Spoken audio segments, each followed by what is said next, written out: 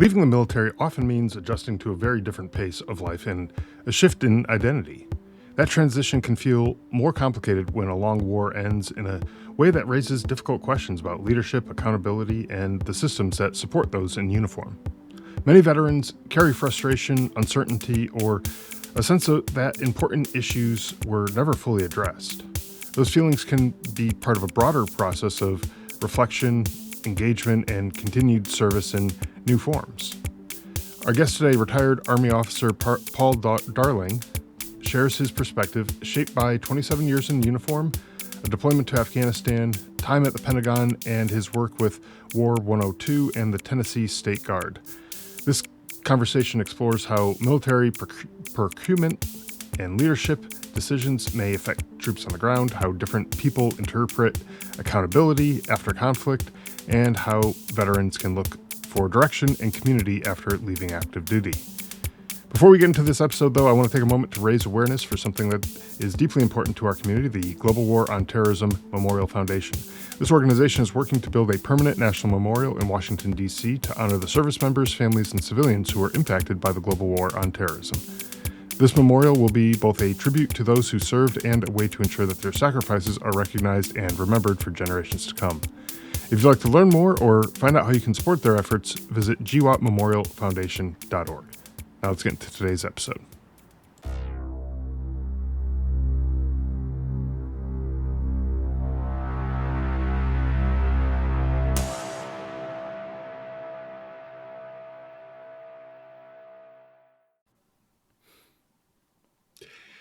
Hey, Paul, welcome to the show. Really glad to have you here. Thank you. Glad to be here. Yeah, absolutely. Hey, Paul, welcome to the show. Really glad to have you here. Thank you. Glad to be here. Yeah, absolutely. Virtually. Yeah, absolutely. You know, before we get into the conversations for listeners who are just meeting you now on, obviously virtually through this episode here, can you tell us a little bit about yourself? Maybe walk through your military background and type of stuff like that. Yeah, sure. I'm Paul Darling, a retired Army officer. Went to West Point, did a mix of active duty and what's known as active guard and reserve, which is full-time guard time. Did some traditional M-Day time. After company command, I resigned my active duty commission because it was August 2001 and I knew there'd never be another war, so there's no reason to stay in.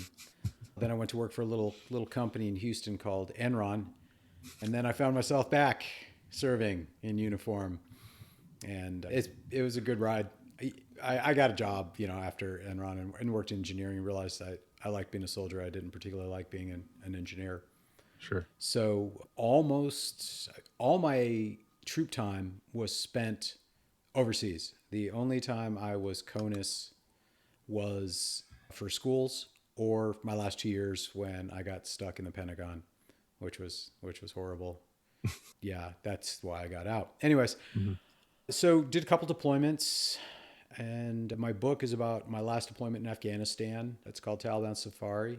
It's a fantastic read. It's the best book about Zabul in June of 2009 anyone will read. So I recommend it, obviously, to everyone, and that recommendation has gotten about 1,000 books over the past 7 years. Coincidentally enough, came out right about when you started your podcast. So we were talking about that just before we started recording, and interesting timing wise that your book came out right around that time. And had I been one of those people who caught word of it, you probably would have been one of the first guests on the show. But here we are. We better late than never. I'm shocked the marketing team at the University Press of Kansas didn't reach out to you. That's on them. You know what it was? I just wasn't big enough at that point. They probably saw me and they were like, you know what? Let's not worry about this guy right now. And so here we are. Here we are. And as you saw, I did a lot of writing when I got back from Afghanistan and through the rest of my career. My last tour in Afghanistan, I learned some things. It was a good tour, and realized we could do a lot of things better. And so I wrote a lot.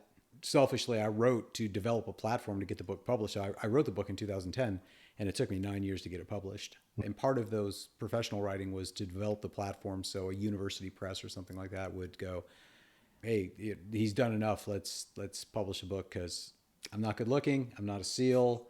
I don't have the hair. I wish. Yeah. So That was a lot of the publishing, but a lot of it was I just ultimately we lost a 20-year war to illiterate goat herders. Maybe it's time for some introspection and a little less Legion of Merit and Distinguished Service Medals to all the generals who lost that 20-year war to illiterate goat herders, and maybe let's think about what we did and how we could do better. But there wasn't a lot of demand for that. Shocking. Right. So retired in 2016, went to work in manufacturing, back in engineering, back in the cubicle. Still wasn't that interesting, but didn't have much life as a soldier. But again, because I'm a junkie, I joined the Tennessee State Guard, which is kind of the state militia. A lot of retired former soldiers in that, and that's kind of how I keep going. And I was the Deputy Chief of Staff for Operations, the G3, responsible for training. And originally, the Tennessee State Guard, of which the Alvin C. York was one of our more distinguished members. He was a colonel during World War II, too old for the real war. So it was designed to only be former military. But we've kind of lost that spirit of volunteerism. Ironic and sad for the volunteer state. So we have a lot of non-prior service who serve, and they don't know much about the military, and we don't have much time to train. So I was giving a lot of classes on basic stuff, war, theory of war, what is an op order, how do you do MDMP, things like that. And there was such a demand for it, I decided to kind of turn that into a podcast. So the original impetus was to kind of teach what I would expect, well, obviously any soldier, but like a field grade officer to be conversant with. Not so much on the tactics and those things, not troop leading procedures, but MDMP, that's more important, military decision-making process. Who's Clausewitz, Sun Tzu, air power, land power, sea power, things like that. And it just kind of rolled on from there. I had a year's worth of material I did the first year. It was okay. I had, a merry band of listeners, and they were donating enough that it wasn't costing me anything. I was, making $100 a month. Sure. I'll take it. Not quite my retirement plan, but we'll see. And did the second year. So finished the second year, and now I'm going in the third year. Excellent. Excellent. And so that also helped me recover from some personal issues that I had to deal with, some family tragedies. And that was a way to take my mind off of it and find purpose, which I think every veteran and certainly the combat veterans and combat arms veterans, nothing compares to close combat. There's nothing like it in the world. When the best, most fulfilling, no, that's not fair. I don't know. The most primal moment of your life, the most visceral, what happens when you're so young? What do you do with the rest of your life? I think that's frustration for a lot of my fellow infantrymen. Yeah. Trying to figure out what gets you going after that. Right. Yeah. And I've talked to a lot of people on this show and offline, in different areas. And that's the thing that is holding them back, is they're trying to figure out, how do I find something that feels like it means as much as whatever it was that I was doing in the military? And a lot of times you're right. It is a lot of the infantry type guys, but sometimes it's anybody else too. You're part of this organization, and all those wheels need to be spinning in order for it to keep moving forward and accomplishing its goals. And so regardless of what your job was, you played a part in that. And even if you didn't deploy, even if you weren't directly engaged in combat, you still had a part in that. All those pieces need to fit together in order for the ground troops to go do the things that they do. Without that, there's a lot of stuff behind the scenes that, a lot of times the ground troops don't see what happens behind the scenes, but the food has to come from somewhere. The bullets got to come from somewhere. All those things have to happen. And, without that, you're kind of out of luck there. So, a lot of people supporting the ground troops that are out there. So, how do you find that next thing? And, in your case, you found this, and likewise for me, I found a lot of, purpose and meaning in doing this podcast. I wouldn't have been doing it for 7 years now if I thought it was a waste of time. So I've been doing this as well. And, other people, they find it in unexpected places. I find, when they're like, yeah, sure, I'll give it a shot. And a friend invites them to go do something that is a little outside of their norm, and they yeah, sure, what the hell, I'll go give it a shot. And then they're like, oh my God, this is a thing I've been missing. This is that thing that I really need. So, you know, it comes from sometimes unexpected places, and when you push yourself outside of that comfort zone and you try something new. In this case, you know, for me and maybe even for you, podcasting is something new. I didn't have a clue how to do it when I started, and I figured it out along the way. And here we are. Still doing it. So, but it was kind of funny as you're starting to talk about yourself and your background and everything, and talking about getting out of the army just before September of 2001, in August of 2001, and then working for Enron. I had a little flashback moment to Forrest Gump when he's talking about all these different things that happen in history that he just happened to be there and he was a part of, and all these different things. I was like, this could be a good story. We need to be sitting on like a bus stop bench or something with a box of chocolates. But that's where my brain squirreled to. So I felt like I had to share that a little bit. But that is one thing about the military. You are a small part of history. Yeah. Especially, I had a 27-year career. So I didn't have a particularly good career, but I did have a long enough career that I got to witness some interesting things and be part of history, in some in personal ways, some in the more grand public ways. Yeah. And I think everybody who serves, if they don't recognize that, like they haven't figured that part out for themselves, they're missing a bigger part of like what it is that they did in the military, regardless of what their job was and when they served or whatever. Like you're part of history. There's always something going on that involves the military. Even in peacetime, there are things that happen, and all those people need to be there, even for defensive purposes, deterrent purposes. During peacetime, it's not peaceful because we don't have a military. It's peaceful because we have people there who are, try us, that kind of thing. Don't come messing with us because we're here to stop it. And so, regardless, they're a piece of history as well. So, now, as you were talking, you mentioned about some changes that you wanted to see it, in the DoD, or I guess Department of War now, I guess is what it's called, but and more things that can be done, struggles that maybe we had fighting in Iraq and Afghanistan and other places that we've been in for 20 plus years. From your perspective, what changes do you think matter most to the people who are actually serving, not just the people making the policies? Well, so Pete Hegseth, the current Sec War, sees this, but he strikes me very much as a bottom-up kind of guy. A lot of his initial things, like higher standards, no fat bodies, shave the beard, get a haircut, that stuff. Starting at which I get, and in some regards, our career was similar as guard infantry officers. But he was, a traditional MDA. He chased the deployments.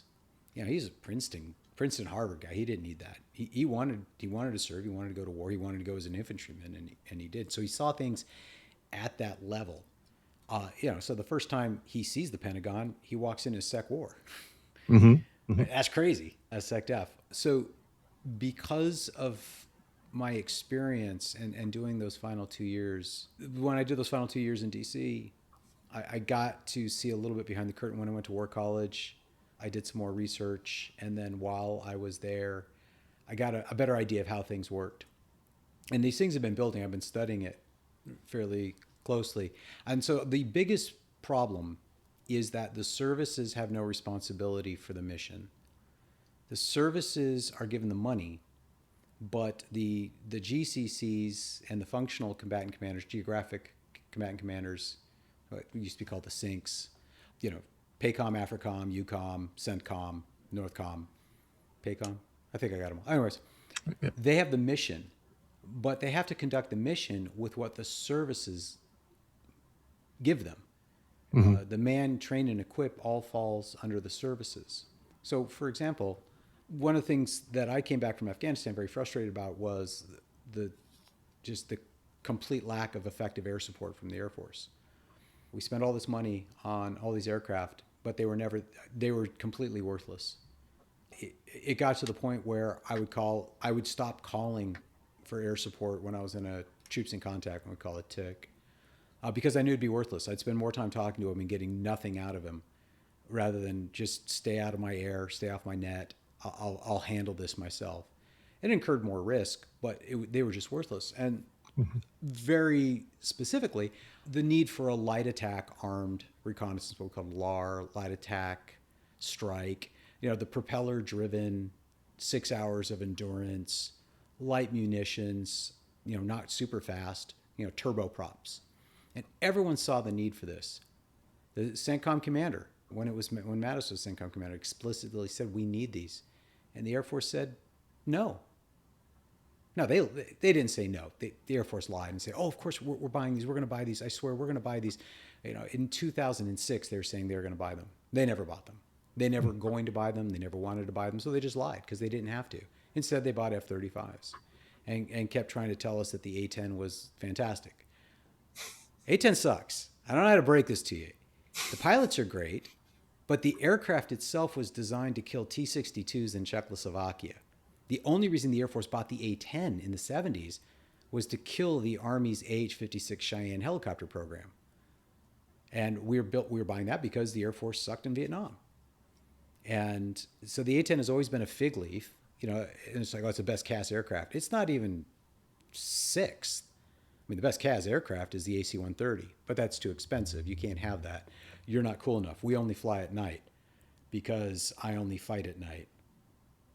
Anyways, I'm digressing a little bit, but the point is, it's not just the Air Force. That was my personal bugaboo, because if I had effective air support, I would have been safer. I would have killed more of the enemy. I would have been more tactically effective.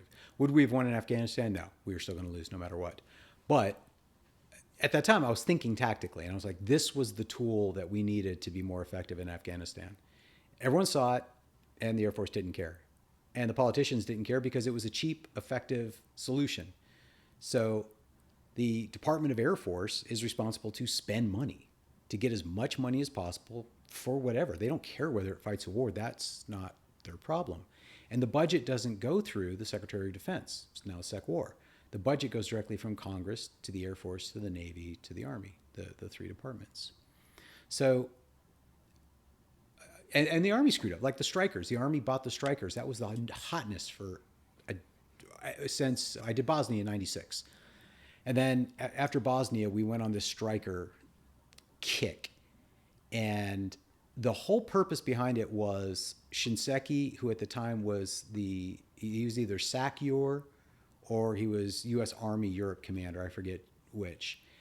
And when they were trying to get forces into Bosnia, they took forever to get the bridge built over the Sava River, and they were flying things in, but they were flying in Bradleys and M1s, and they could only use C-17s. They couldn't use C-130s. So he wanted an aircraft or a vehicle that he could fly in on C-130s. The C-130 transportable was the design criteria for the Stryker. And they did all kinds of tests, and they proved that, yes, if you deflated all the tires and you took all the fuel out and had no ammo, you could get it into a C-130, and then another C-130 would come in that had fuel and the crew and the ammo and all the equipment required to fix it. Now, in the end of the day, we never used C-130s to fly Strykers because we never would, because it was ridiculous. But the whole vehicle was completely compromised because Shinseki, who then became the chief of staff of the Army, and don't forget our wonderful Black Berets, he was convinced that this was the future. And here's the great irony. The excuse for buying them was that, well, we could rapidly fly in armored infantry to stop Russian aggression in Central Europe. Yeah. Well, did we? No. So we ended up spending $30 billion on MRAPs, the mine-resistant anti-air or ambush-protected vehicles, which were wheeled armored vehicles. They were just like Strykers, only they weren't worthless. They weren't compromised by the C-130 transportable fig leaf. So that was the Army's thing. We're going to buy a vehicle that nobody wants. And who cares? And then, for the Navy, they went through the Littoral Combat Ship. They went through the Zumwalt. They can't build a Columbia class to save their life. Virginia class is doing okay. They just canceled the Constellation class, which was a converted FREM. Everyone knew the LCS was garbage in 2010. but it doesn't matter because the Navy buys whatever they wanted to. And here's the thing is, when I was in DC, I was the branch chief for plans. So I reviewed O plans and CONOPS only from a National Guard perspective, but I read them. I got to read them all. I saw the assumptions, and I saw, what the demand signals were from the combatant commanders. And it was always a compromise. It's like, no one wants a Stryker brigade when you're planning combat operations. No one. You either want an armored brigade or you want a light unit, because you still have a large logistics footprint with Strykers. So they're either like, give me full-on tanks so I can sling lead, or just put them in Humvees because I don't care. No one wants an LCS. They wanted BMD-capable Burks and Ticos. Nobody. And then the F-35 is like, the Air Force is, well, you can have any aircraft you want as long as it's an F-35. we don't care about anything else. So all that to say, setting up the answer to the question, is the money needs to be given to the combatant commanders to procure what they want and taken away from the services. Because if we've proved nothing in the past 25 years since 9/11, is the services have no idea how to procure to win a war. And this current fight in Iran is proving it. The Navy, you have one job, freedom of navigation, to gain sea control at the critical point so that we can go where we want to go. And we can't. We failed. So if you saw the MOU that was signed, that's already toilet paper, why were we forced to do that? Well, because the Navy had given the president no other option to open up the Strait of Hormuz. The Navy should have said, we'll open up the strait. That's what we do. Navy has not only did the Navy completely fail to give the president an option other than surrendering to the IRGC, they don't even realize they failed. They are such a fundamentally broken organization that they think they have no responsibility for the current situation we find ourselves in. Politically, President Trump's only pressure was gas prices because oil wasn't flowing. And why wasn't oil flowing? Because Iran shut it down, and our Navy, that we gave trillions of dollars to, and we let them buy their LCS and their Zumwalts and their F-35s. And they try to buy a Constellation class, but they couldn't to save their lives because they screwed it up from the get-go. The Navy can't build ships. They are still building Burks as pardon the expression, the flagship, the backbone of the Navy. The Burke is a early 1970s design, which was the low end, and the Tico, the Ticonderoga class, were the high end. There's very little operational difference between the Ticos and the Burks, but we're still building 1970 era's technology because the Navy has completely lost any capability to bring out something revolutionary that's actually effective. The Zumwalt was revolutionary. We built 3 of them and they're garbage. There's no demand signal for them. The LCS was very revolutionary, a revolutionary piece of garbage that was designed explicitly to execute the A2AD, the anti-access area denial mission. We bought the LCS, or we justified the LCS, to fight in the littorals and specifically in the Persian Gulf. So here's your mission that we spent hundreds of billions of dollars on, and you can't conduct it. So what I would propose is to get rid of the Department of the Air Force, Department of the Navy, Department of the Army, and that we have mission secretaries.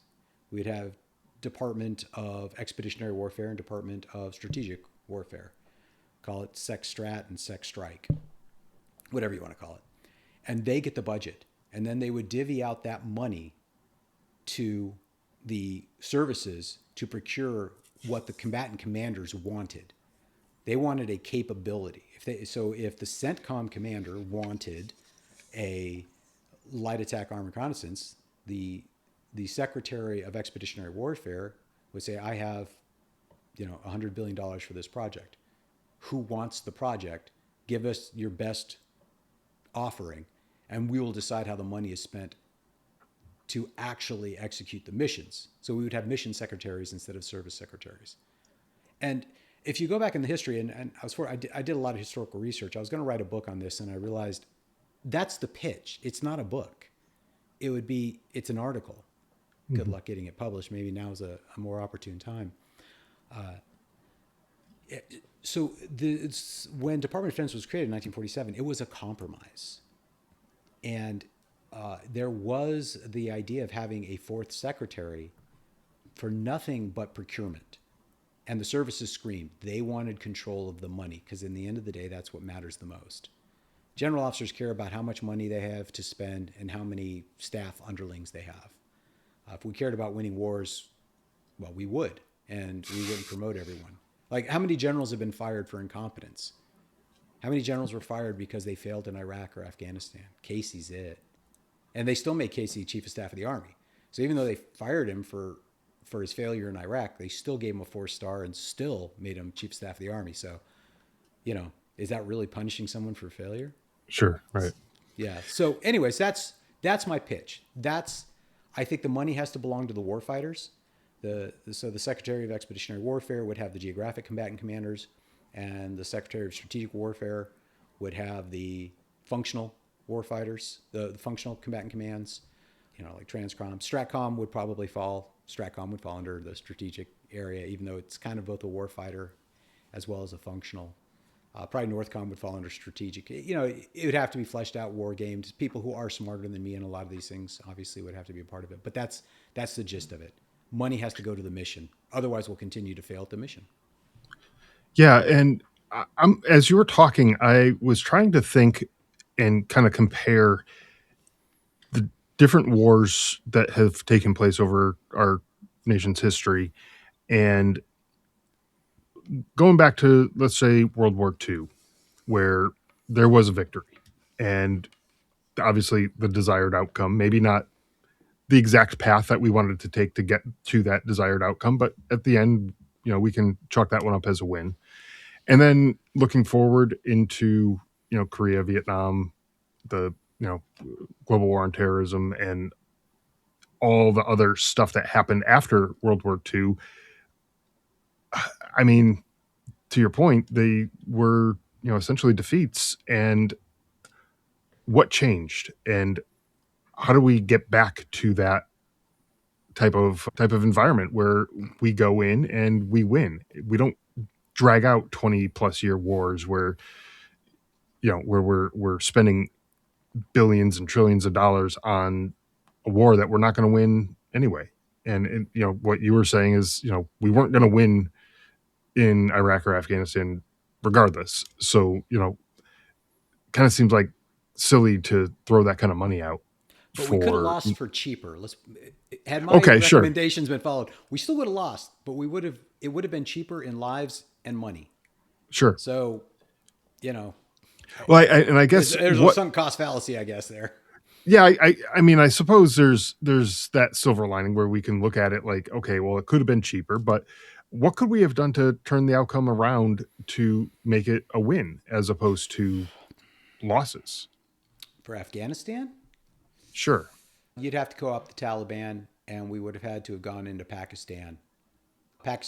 We were paying Pakistan to pay the Taliban to kill Americans. Pakistan was the center of gravity strategically for the Taliban. It was their safe haven. The sine qua non for any counterinsurgent or any insurgency is a safe haven, whether it's internal or external. The Taliban's safe haven was primarily Pakistan and Iran, but primarily Pakistan.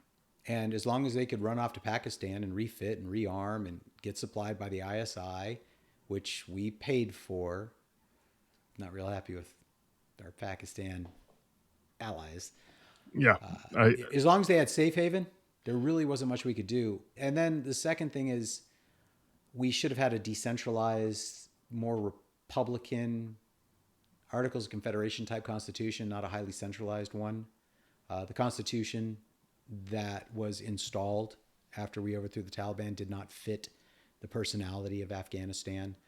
It's far too much control in Kabul, not nearly enough in the provinces, which left the provinces open to Taliban information operations. Not that they needed a lot. Karzai was not George Washington. He was a corrupt scumbag. So we were hurt in a lot of areas. Sure. Afghanistan is surrounded by a number of countries, not all of which were friendly to us, specifically Iran and Pakistan. So the idea of a safe haven was always going to be there for the insurgent. The government we installed was far too centralized, and the person in charge of it was far too corrupt, thus allowing the Taliban to generate combat power through information operations through our own stupidity. I think those are the big areas that caused us to lose. It certainly wasn't tactically or operationally. We lost endurance because of the expense. But even, after like 2014, casualties started dropping off quite a bit. So it's just, there was no, and we saw how quickly the Afghan government collapsed when we Right. pulled out. Vietnam lasted for 2 years, and it was an invasion of tanks from North Vietnam that caused the South Vietnamese government and the ARMVN to fall. Hmm. And that was 2 years after we left. The Afghan National Security Forces collapsed in a week, Right. utterly collapsed. So and it's impossible to think that the senior leadership didn't know that. Either they were lying or they were criminally incompetent. Either Sure. way, they have no business wearing stars, and I have no reason to give any sort of fealty or respect to them based upon their rank, because they succeeded in an organization that did nothing but fail. And a lot of Right. these guys are my classmates, so sorry, bro, but Yeah. you got to take the L. Right. And learn something from it too, so that we don't repeat this mistake in the next war, which, you I know. see no one talking about it except for Hegseth, and he's getting tons Mhm. of crap. Hegseth saw it. I don't agree with everything he's doing, but I do agree with his perspective that this is a failed organization that needs to be revamped. And the attitude from Department of Defense, from the senior leadership, both in uniform and from the SESs, is, oh, we're perfect. Right. Wait, Well, yeah, and nobody wants to admit that they're wrong or that they didn't succeed in whatever they were assigned to do, and especially not something as big as a war, a war that dragged out for 20 some odd years, and like nobody wants to admit failure on any of those types of things, even but though. a professional does. If a doctor kills a patient on the table, he goes back Oh, and goes, sure. "What did I do wrong?" That Sure. is the hallmark of professionalism, is to reevaluate your conduct Yeah. in an honest manner and to make improvements. So, I would say in Vietnam, we were probably more competent tactically and operationally than we were in Afghanistan and Iraq. And yet, Mm. after Vietnam, we revamped everything in the Army. We went to airland battle. We published 100-5. Jashegi stood up the School of Advanced Military Studies. There was a lot of introspection after Vietnam to go, what did we do wrong and how can we do better? Even though we did better from a ground warfighting perspective than we did in Afghanistan and Iraq. There's been none of that introspection and revamping of doctrine and tearing down and rebuilding from the very beginnings, like a Creighton Abrams did, or Patton's kid, or I mentioned Jashegi. There was a lot of very competent officers who, even though the Army did well, we didn't do good enough, Mhm. and they demanded that they do better. There is none of that going on. It's just a circle jerk of, we're great, give us more money, let us buy whatever we want to. So we've lost the professionalism that would allow the current arrangement of the service secretaries getting all the money. Yeah. We not only don't give money to the mission, but the services feel no accountability whatsoever for their failures. Anyways, Yeah, yeah, and to your point, and I agree with what you're saying too. Even though we kind of went in two different directions there, but I do agree with what. No, I 100% agree with what you're saying, because a professional would do what you said and want to figure out, why did this go wrong and what can we do to make this better for the next time, so we don't make those same mistakes. But think about it. Take it out of a military context. Let's put it into a business context. And hey, we had a product launch and it didn't go as well as we thought. Why did it not go as well? And you know that person probably has a compensation package that's tied around the success or failure of whatever this project is, and there's incentives for that person to to succeed in whatever that is, because of their own personal interest in this. Whereas a lot of times in government, you're getting a paycheck regardless, and you're gonna be moving up in the ranks regardless, because it doesn't matter. So I think to my point was they don't want to make it sound like it's a failure, because then they may not move up in the ranks, because they, for those types of reasons. So, that professionalism isn't a given in this kind of context, I think. Well, it clearly isn't, and they're supposed to be accountable to Congress. Hmm. We don't have veterans in Congress that much anymore. Then those that have served are, we're not the same military as we were in World War II. But at one point, over 80% of Congress were combat veterans. Mm. I think it's less than 10 or 15%. And a lot of these guys they were checking the block for political purposes, not serving from any sort of sense of duty on our country. So the accountability from Congress isn't there. The second reason I did my podcast is to create a more informed citizenry who can at least analyze a conflict and look at the levels of war, look at the principles of war, understand Clausewitz. What are the centers of gravity? What are we targeting? What is sea control versus sea power? The difference between Mahan and Corbett. Who was Duhay? What is air power? Yeah, and I'll say 90% of Air Force officers have no idea what air power is in the Duhay, Billy Mitchell sense, or even Hap Arnold for that matter. Air power is what the Air Force does, so what the Air Force does is air power. They're in this tautological loop. They'll tell you with a straight face, PJs are air power. No, PJs have nothing to do with air power whatsoever. But it's the Air Force does air power, so air power is what the Air Force does. So as long as the nation has the Air Force, they have air power. The Air Force could have nothing but rubber dinghies, but as long as it exists, they'll claim that they have air power. Mm. And that's just a complete lack of intellectual honesty and thought, which is why we keep losing wars, but we keep spending more and more money. I'm a little jaded. No, I didn't notice that at all. I didn't pick up on any of that. Yeah. No, but to your point, that professionalism, that accountability is missing. We left Afghanistan, we left however many millions or billions of dollars of equipment behind to the enemy that we were just fighting, and now they had all of that equipment that really makes no sense why we leave that stuff behind, for them to just pick up, and now they're on level playing field as far as equipment goes, unless you think about it from another perspective, again, another financial perspective and maybe a jaded point of view. But now we have to go invest in more new fancy shiny equipment to be able to beat these guys, because they have all of our old equipment. So how is that helping us from a country's perspective? Outside of helping those individual companies who are now going to benefit from it. So here's an example: the division commander of the 82nd, who was the commander of the last unit to leave, Mm-hmm. who in theory was responsible for that, was General Donahue. He was a 2-star general.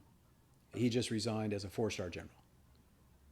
Apparently, I've heard this, that he made the soldiers and Marines who were there do a police call to clean up all the trash so that the airport looked nice when the Taliban took over, because he wanted to have a ceremony with the Taliban, a transfer of authority. And then he made sure someone took a picture of him being the last person on the plane carrying a rifle that he borrowed. And so here's a man who just was the senior military officer responsible for the greatest humiliation of American forces in history, far more so than Vietnam. Mm-hmm. And they still made him a 4-star. As Yeah. long as people like you, you're going to get promoted. The mission doesn't matter. The popularity contest is all that matters. And look, I mean, the guy's obviously very fit. I have to assume to a certain degree intelligent officer. But I'll give credit to the Navy. You crash a ship, you're done. Mm-hmm. But in the Army, you can crash everything and they'll promote you. Yeah. We got to have some responsibility with our senior leaders, and there is none, at least in the Army. Yeah, and part of the reason why I wanted to have this type of conversation about this kind of accountability and looking back and learning some lessons from all of this is that myself, and I'm sure you and a lot of other folks who served in these wars, they're sitting there scratching their head saying, like, what was it even worth? What did we go over there and sacrifice our health, our lives, our relationships, our careers, our all these things. Why do we go and sacrifice all of these things just to walk away and hand the enemy the keys to the kingdom? And like just didn't sit well with me, and I know a lot of other folks as well. And kind of felt like a betrayal to a lot of us. And if we're sitting here and we're trying to convince ourselves that, oh, next time it'll be better, it just sounds like a bad relationship, where you got a domestic violence or something like that, where it's like, oh well, you know what, they didn't really mean it this time, and it'll be better next time. Well, no, it won't be, because if we're not learning any lessons from this, it's not going to be any better, as we go forward. And so, I know a lot of veterans, who got out after their service and saw all that stuff happen.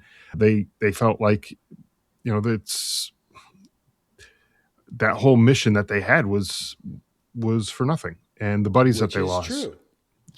Which is absolutely true, and it starts with having an honest assessment. You lose a war, everything that you did was a sacrifice that was not worth it. Right. So even with Vietnam, I can polish that turd a little bit, because Vietnam occupied the communists for so long. So I can say, and the government of Thailand has said as much. Thailand would have been a communist government if we had not fought in Vietnam. If we had just left and they had rolled over in 1966 instead of 1975, they would have lost Thailand. So the Vietnam veterans can at least say the Thai people are not suffering like the Cambodians and Laotians and the Vietnamese because of our efforts. We did that. There is one win. We could look at Vietnam as a greater battle in the Cold War and say, by fighting against communism in Vietnam and then later in Central America, yeah, we won some, we lost some. But at the end of the day, in 1989, and by 1991, the Soviet Union completely dissolved, we did defeat communism in the end. We fought them hard. Like I said, we won some battles, we lost some battles. But in the end, the Soviet Union fell and America emerged as a sole superpower. You can take that away from Vietnam. Mm-hmm. There's nothing for GWAT. Absolutely nothing. The world is a less stable, more dangerous place after 20 years of sacrifice. And as we're learning in Iran, we can't do anything. Iran's just ridiculous. Yeah. And so we look at these things and, it defeats us on a individual level. We were like, that felt like I was doing something that mattered. It was important at the time. And it felt like I was part of something big and everything. And, turns out it might've just been better off had we done nothing and been, not serving the way that we all did, and, going overseas and, doing all that kind of stuff. And, so we leave the military, we miss the mission that we had, but now we're trying to find a new mission, but God forbid we make the same mistake and have another mission that doesn't make any sense. So, I feel like, we should kind of look in a direction of something like you were saying, finding something that has some sense of purpose, for anyone who's looking to find that new mission in life after leaving the military, to find that sense of purpose, especially if you're feeling disconnected, with all the stuff that's been going on and everything, like find something that gives you a sense of purpose, a sense of meaning. And if you don't have that, like we were saying earlier on, try something new, try something outside of your comfort zone that you normally wouldn't have tried, but just try it anyways, because that might be the thing that starts to give you that purpose again. But think about, like, long term, like, what is this actually going to accomplish? Shouldn't just be for me to give me the warm and fuzzies. It should be trying to help, some, in your community, your state, your whatever that you're trying to do to improve, I should say. You should be looking at something bigger than just yourself as that central focus. Obviously, you want that to be fulfilling for you, but you want to be able to help other people. And I think that's where a lot of people find that they are finding that sense of purpose.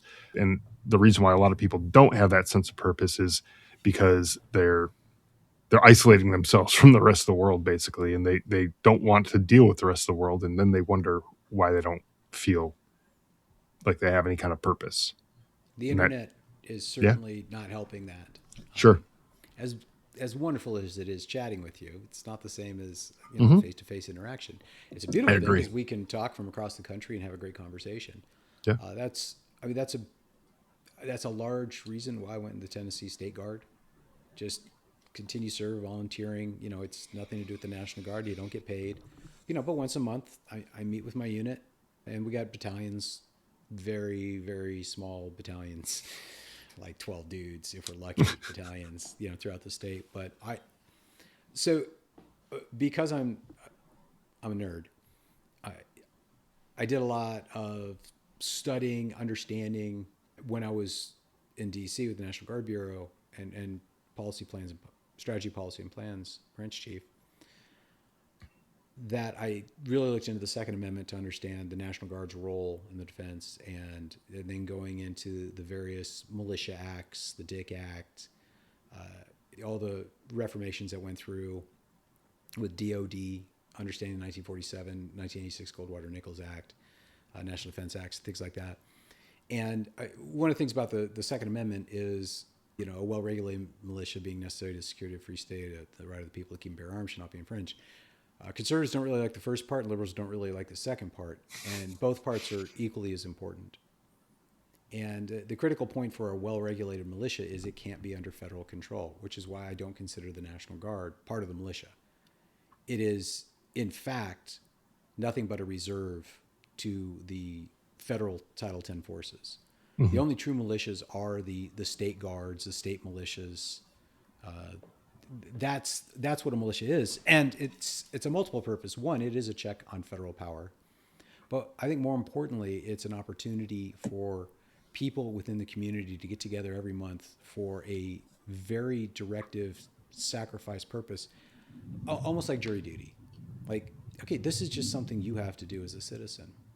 And when you find that sense of duty to your community and to your country in something that is very much bound in a traditional sense, it strengthens. I wish every county should have the men 21 to 45. All right, listen, once a quarter, once a month, we're going to get together for a day. We're going to inspect what everyone's got, find out who needs things. Maybe we'll go shoot. You'll meet different people, and we'll have a barbecue at the end of the day. Just forcing you to get out and look at it like jury duty, and to regain that sense of civic duty, but do it within the community. And for the veterans who served on active duty, look, no one gives a crap what I did in the military. But when you're in the State Guard, yeah, you wear your badges, you have your combat patch, and because you have that experience, you still get a little bit of respect for what you did. That I think a lot of people, you're a bat boy, you're tabbed and scrolled, and maybe you got a stain. You earn that. That's hard. That means something. You walk around in uniform on a military base, you are Billy Badass. But out in the civilian world, no one cares. I think you work hard to earn those laurels, and we have a population that is so removed from military service that all we know is Navy SEALs. Okay, were you a Navy SEAL? No, I was. I was in SFOD Delta. Oh, well, you weren't a SEAL. Yeah, it's SEAL and everything else, basically. Yeah, there's SEALs and there's everyone else. And look, they've got the best hair. I'm not taking anything away from them, but there's more to the service, and it's just funny that among veterans, it's like, yeah, okay, but right. we don't have an informed population. We don't have a population that has a lot of military service personally or within their family, and we're developing this warrior caste, which isn't healthy for the republic. And ultimately, to the earlier point, how do we do better? Well, if we don't have a population that knows the military, and we're not electing people who knows the military, and we have senior leadership that have failed at everything and don't seem to care in the military itself, we can't succeed. There's no accountability. There's no truth telling, because the senior leaders that we are trusting to fight and win our nation's wars are failing, but they're not being held accountable. So we're stuck. So there. There's my recommendation. Go join your local state militia. That's actually something I don't think we've discussed on this show before. We might have brought up that somebody was in a state militia, but not as a way to continue serving and finding a sense of purpose and meaning and all that kind of stuff. Hey, and hell, man, it could be fun. You like you I have said, a you good can. time. There's nothing wrong about having a good time doing these kind of things and going out and volunteering for this type of thing. So, you know, should it be a mandatory thing? No, I don't, probably not. But should it be a voluntary? Get out there and do it. Yeah, sure, absolutely. And you get enough people who volunteer who want to be there. You could have a pretty formidable force if you actually get some training in there. So yeah, this is another great way to give back to your community and find a sense of purpose in life after taking off the uniform, putting on just a slightly different uniform, I suppose, right? Yeah, we still wear the ACUs. That's the one thing that hurts. I'm Oh, like, never you gotta wear mind. these. Scratch that. Yeah, Scratch the whole idea. That's a stupid idea. No, nobody do it. No, just kidding. man, I miss the woodlands. I'll tell you what. Well, Paul, before we wrap up this episode, for the listener who might be frustrated with the system, worried about the direction of the country, or just not happy with how things have gone, what's one thing that they can do this week outside of maybe joining their state guard to move that frustration into some sort of action? Well, first off, you listen to my podcast and buy my book is the most important thing that you could possibly do to serve your nation. And I say that somewhat tongue in cheek. Sure. Is if you aren't military, and there's no reason, it's not a bad thing. It's a volunteer force, and if Hmm. you didn't come from a family that encourages it, just a lot of people miss it. Become more informed on military matters, and that's kind of what my podcast is designed for. Be informed, and then reach out, talk to your Sure. congressman. Say, what is our grand strategy in the Middle East? What are we trying to accomplish? What is our strategic center of gravity that we're targeting in Iran? I want to understand how you see this conflict that you're spending my tax-paying dollars over. Have the ability to communicate in the language of national security, of military affairs. Just be more informed and hold our elected officials accountable, I guess. Yeah, absolutely. Accountability, just in general, I think is missing from a lot of the ranks of the government, and that's something that we need to change, I think, and that's a good point. For the listeners who want to get in touch with you, find out more about your work, and get a copy of your book, all that. Where can they go online to find some more Sure. resources? Well, the book Taliban Safari, you can get it anywhere, Amazon. If you wait in the spring and the fall, the University Press of Kansas has a big sale. Tragically, my book is often on sale. But if it makes you feel any better, I don't make any money off of it. Like, seriously, I make like 70 cents a copy. So there's that. Also, I'd be remiss. Part of this outreach is I'm part of a group called Real Plastic Heroes. A guy in Texas started it up. There's 8 of us, and he made toy soldiers, but we're in GWAT garb. And Ah, he had us come down. He had replicas of everything that we wore when we were deployed, took a bunch of pictures. An American artist developed the models. An American factory is doing the injection molding. He had to recreate that whole process because it had been lost to the United States. So, and I get something. I've never seen it, but I'll get something if these things ever sell. And they're also putting some of the profits towards various causes. My personal recommendation is suicide prevention yeah, and absolutely. awareness. That's a big deal for a lot of us.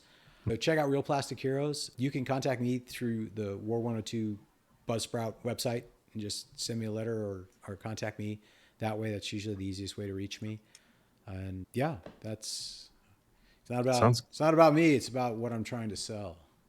Yeah, absolutely. Well, I get it, and I appreciate you coming on and sharing this. And I'll have links to all that in the show notes as well for Thank you. the listeners, so that they can find all that easily. Link to your book, link to your website there, and a link to everything else that we talked about today, and any other resources that we might have. I'll get some links out there for folks. So, Paul, thank you for coming on the show, sharing your insights into kind of what's been going on over the last 20 plus years, and Oh uh, gosh. the experiences and all the things that you've learned along the way. I appreciate it. I appreciate your time. Thank you so much for what you do. You bet. Thanks.